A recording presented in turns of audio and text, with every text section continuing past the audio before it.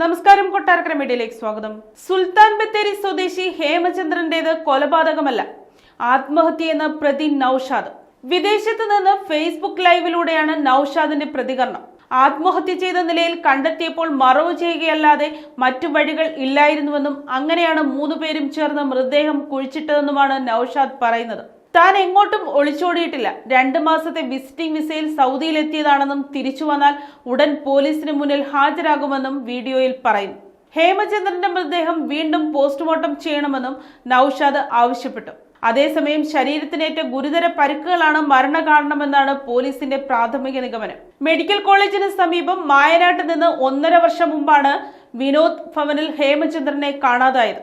Kozhikode police നടത്തിയ അന്വേഷണത്തിൽ ചേരമ്പാടി ഉൾവനത്തിലെ ചതുപ്പ് നിലത്തിലാണ് മൃതദേഹം കണ്ടെത്തിയത്.